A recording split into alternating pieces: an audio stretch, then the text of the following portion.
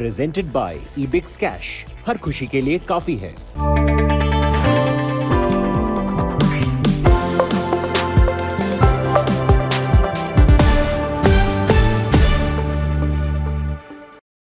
Hello and welcome to the Business Today show. I'm Udayan Mukherjee.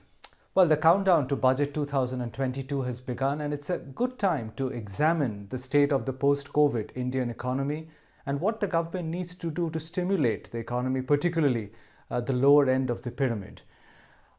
My first guest in this series today has a very unique global and local perspective, because not only is he a distinguished professor of economics at Cornell University and a former chief economist of the World Bank, but he was also chief economist of the Government of India, chief economic advisor of the Government of India back in 2009. So it gives me great pleasure to welcome Dr. Kaushik Basu to this show.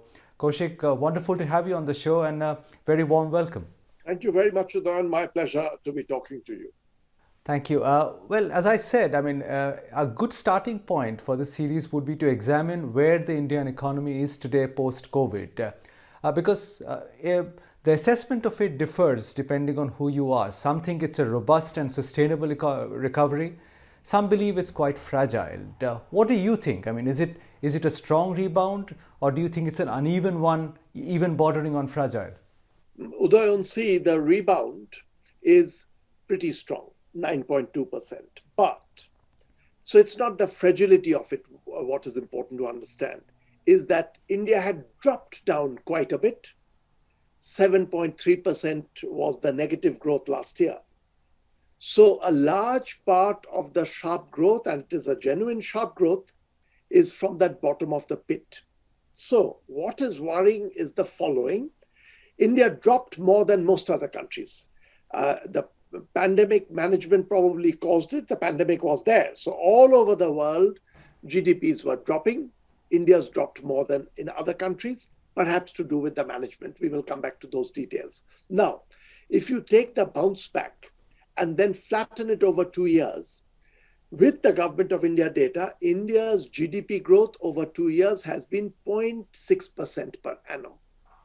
India's population is growing at roughly 1.2% per annum or 1.1% per annum, which means once you put these two together, India's GDP per capita is actually shrinking over the last 2 years. The average growth is about minus 0.5%, a tiny shrinkage taking place. On top of that, and this is all not fragility, but the nature of the growth. The top end of India is doing pretty well. All kinds of data coming out from Oxfam, even Government of India data, if you look carefully. If you're reasonably well off in India, you're not doing badly at all. But the bottom segment is doing badly from all accounts. So where the problem lies is that if you're in the bottom half of India, the modern terminology of this is a K-shaped recovery. The top end is going up, the bottom is coming down. That in India is very, very marked. So overall growth for the per capita GDP is slightly negative over 2 years, Government of India data. Bottom doing worse than the top, which is growing. The top is actually becoming better off per capita, which means for the bottom segment, it is a very difficult situation. And it's not all to do with the pandemic. The pandemic has caused it. But in India, from 2016, every year's growth has been less than the previous year's growth, which has not happened in India ever since 1947. A 5-year run where each year is lower than the previous year. Last year, of course, now it's picking up. But before that, the stretch of 5 years is each year doing worse. So all this has caused a situation where overall growth, even if it has become sustainable, and really India has the strength, we can go back to that, it is a pretty grim situation for the workers, for the farmers, for even the middle classes, because it's a K-shaped recovery, very, very marked. Right. I just want to take you back to those years of 2016 to 19, because you make a very important point that this is not all to do with the pandemic. So if I take you back to that and ask if the downward trajectory of the economic curve, growth curve, which we were experiencing between 2016 till the pandemic struck, a lot of people believe that maybe that we've snapped out of that. And this year onwards, while the growth will actually optically come down once the base effect goes away, we will refine the kind of trajectory that we had pre-2016. Do you agree with that assessment that India's actually refound its growth trajectory pre-2016, or the average growth of the next few years will be no more than 5.5% or 5 to 6%? Udayan, well, I don't think we have snapped back out of it. And let me try to explain a little bit. There's one segment you have to remember in India's GDP growth calculation. We calculate our formal sector pretty well. India's statistics are very good. What you do about the informal sector is you take the growth rate of the formal sector, you attribute the same growth rate to the informal sector. What we do know is that from 2016, the informal sector has been shrinking very rapidly like never before. So some of this attribution, which is done in good faith, and we've done this for a long time, the informal sector being attributed to the informal sector, that is not working. So, and there's another thing happening where even if it's a rebound, it's not the kind of story which India was facing. And I should go back right up to, say, 2003. There were indicators that India was beginning to do well. India's investment rate was picking up then. And as you know, by 2007-8, India was a global story. It was a question of whether it'll be India in the lead or China. India's nowhere near that scene anymore. We can still get there because India has fundamental strength, but let me point to one thing which has happened and is probably contributing to this overall not quite back there scenario. Investment as a part of GDP. If you look at the total amount of the GDP that is being invested, India was climbing from 2003, India began to improve. By 2008, 39% of India's GDP was investment. And that was up to 2011. 2011-12, I remember the number, again, 39% of GDP is investment. India is beginning to look like an East Asian economy, and the global conversation on India is extremely buoyant. Where is investment, which was at 39%? It's now at 32%. And this is not a stock market indicator which fluctuates. 39 to 32 is a pretty steady downward journey. Investment is the central force of an economy's growth. We've done poorly on that. So, yes, we will bounce back reasonably. India has enough strength. But right now, there is no reason to believe that we are going to get where the story was really a very, very positive story on India. We are not seeing signs of that as yet, unfortunately. You also spoke about the K-shaped recovery. Now, I want to ask you, if you were sitting in the finance minister chair, there are two ways to look at it. One is to look at what is going on with corporate earnings, corporate growth, because the organized sector is clearly gaining at the expense of the unorganized sector. The formal economy, in your words, is growing at the expense of the informal economy, partly by design, it seems. But is that an acceptable trade-off in a country like India in your eyes? Or in the finance minister's chair, you would worry more about what's happening with the micro and small medium enterprises, what's happening with the informal end of it? Because in sheer numbers, that's a very, very large number of people. What can you do to alleviate that problem? Yes, so it's part of it maybe by design, but in that case, the design is wrong. And this needs to be understood because it is true, it's good to have the organized sector growing. And India is doing somewhat better in the organized sector. But it is not the case that the unorganized sector labor is being absorbed here. This is a relatively capital-intensive sector, the organized sector. And all the data that we are getting on unemployment situation indicates that this sector is not being absorbed. The organized sector is growing, but the unorganized sector is not being absorbed here. It's being left to mind its own business. And if you look at unemployment, really, this is something that I want to stress because I do want the people who are taking decisions now to begin to pay attention to this. India's youth unemployment is 24%.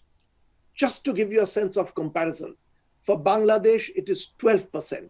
For Malaysia, it is 11%. India, 24%. This is not where India was meant to be. India has always done worse than other countries in terms of youth unemployment. I don't want to exaggerate that, but it's steadily worsened and now at 24%.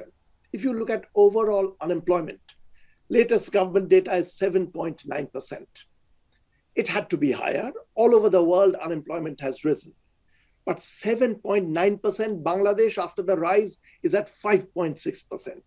So our workers are not being absorbed, and this is a matter of concern. And it's the infrastructure investment which can employ them. Let me give you one which is, people will make it out to be a political topic, but it's not a political topic. The kinds of things that we should do. Investment to absorb labor is important. But right now, since there is inflation, the investment ought to be in productive investment. One which does jar me, I have to say, the Central Vista project in the middle of this situation.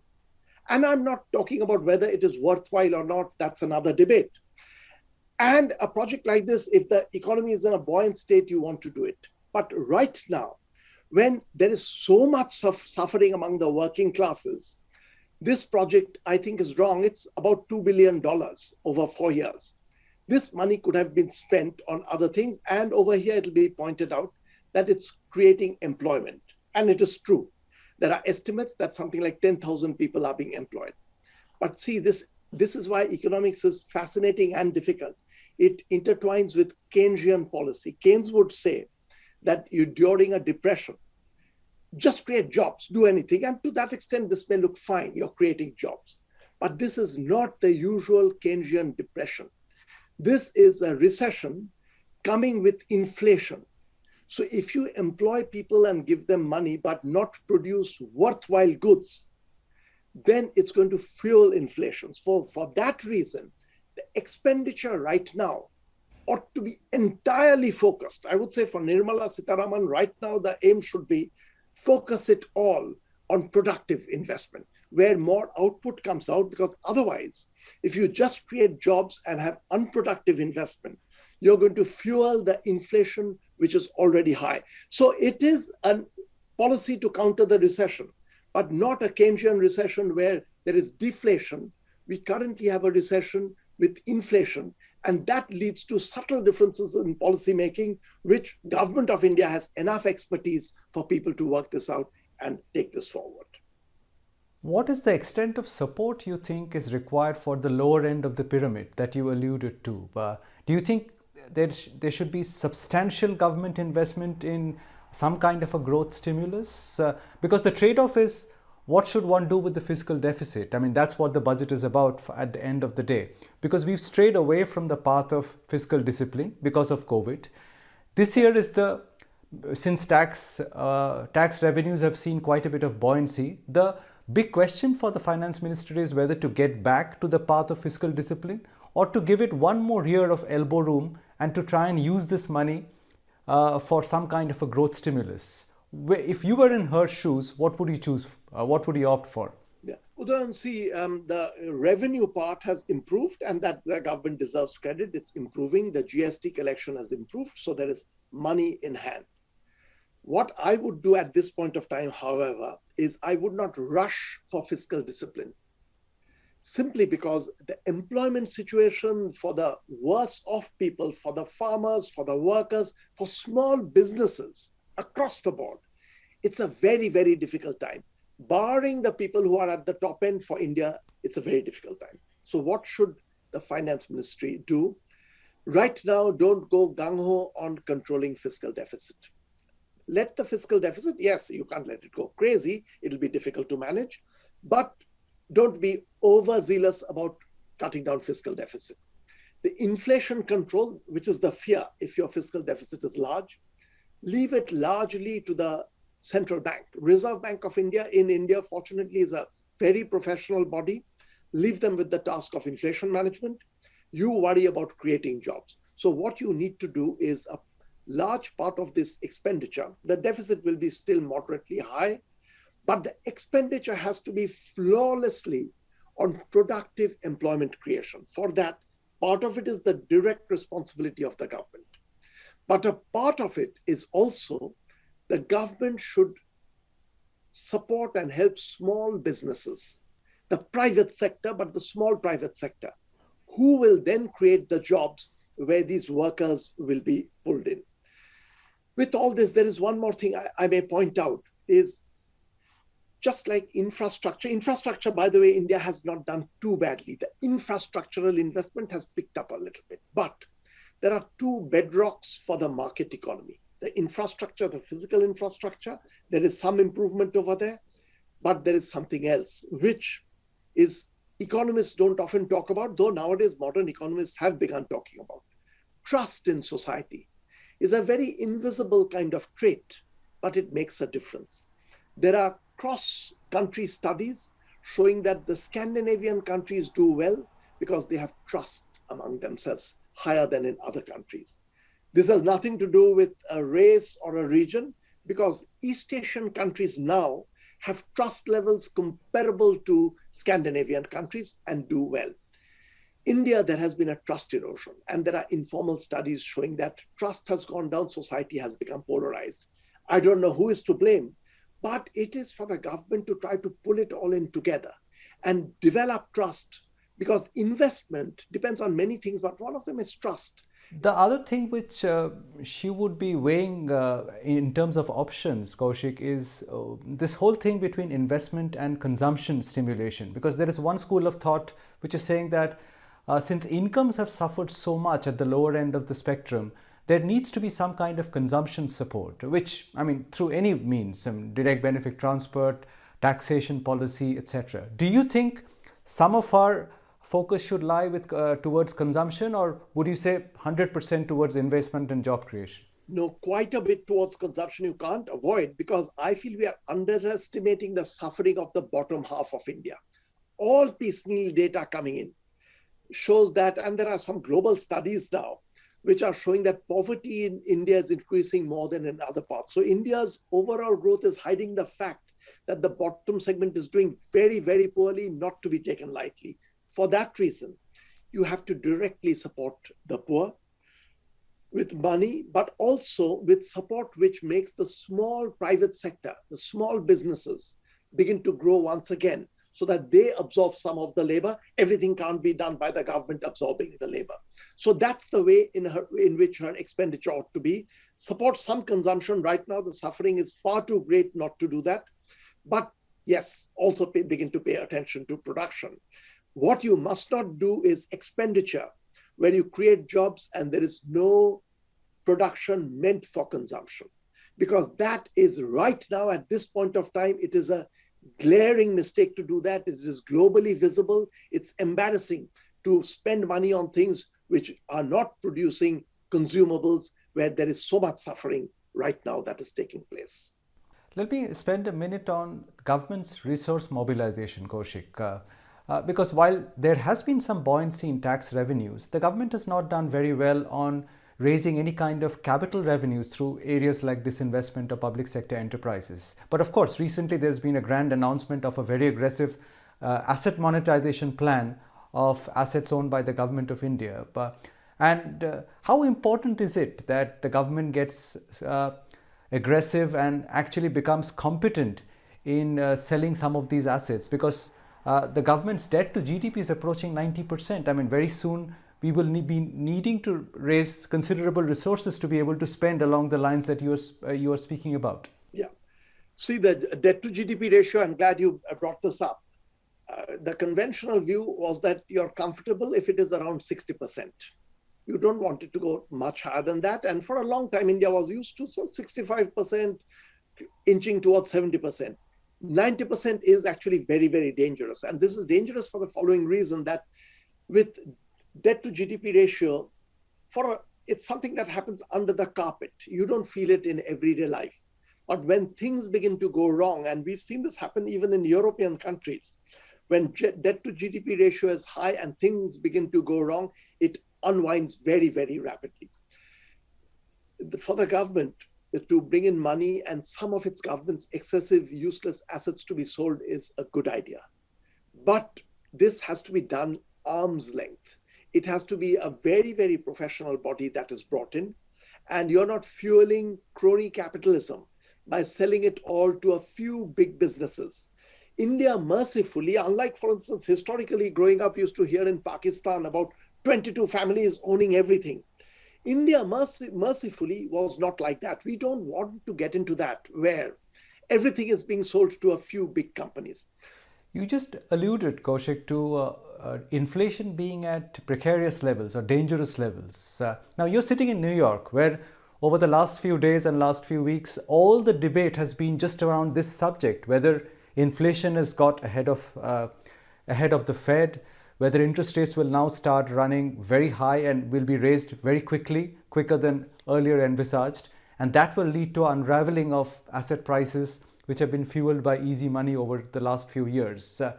Where does the world stand with regard to inflation in your eyes? Because it's not just a problem in the Western world, it's increasingly looking like a problem in India as well. Right. And you're right again that inflation is also not India specific. It's a bit of a global problem happening everywhere. In the US, it's quite high. Here is one difference which we have to keep in mind. If it becomes a global problem, each country will have to handle it its own way. One thing about the United States, where inflation is the big debate now. In the US also, as you know, there is a big segment of the population which is quite poor. And for them, the rise in price hurts a lot. The only good thing about the nature of the US inflation is it happened because money was being pumped into the hands of the people during the COVID at its peak. So there was a variety of support that the Biden administration gave directly to people. I mean, I know a whole lot of people out there running little shops and all who are getting money being given by the government. So the inflation is high. But it has been caused by money in the hands of the segment that needed it most. So there is a cushion for the poorest segment. That's not the nature in which the Indian inflation is coming. So you have to be careful that if the inflation picks up, what is going to happen to the bottom segment, which is going to be decimated. That's a worry in the United States, but it comes from there. One more thing I'll point out, because I was in government when inflation was higher than what it's now in India. So inflation had gone up to about 10%, very, very high inflation. But again, the same thing needs to be remembered. At that point of time, India's real GDP growth, per capita GDP growth, was about 8%. Real GDP growth. So people were becoming better off each year by about 7%, 8% per annum average person. Inflation is at 10%, but your real income is increasing, buying power is eroding, but it's not taking away from the real income increase, which is real. Now it is coming on a slightly negative growth. So your real income is shrinking and you're getting this inflation of 5% or whatever it is right now. So it is hurting much more than when your real consumption grows by 7, 8%, which is what was happening there. So there are differences across countries. We have to take these very differently and plan for this. And my feeling once again is in India, we've got an extremely able Reserve Bank of India. So a lot of the inflation management has to be passed on to the Reserve Bank of India and give them the space to do that. But the fiscal policy has to be focused on the poorest segment and nothing else at this point of time. Wonderful hearing your thoughts, Kaushik, as always. Thank you very much for your time today and for spending so much time explaining what the finance minister's priorities should be. Great talking to you. Lovely talking to you. Thank you.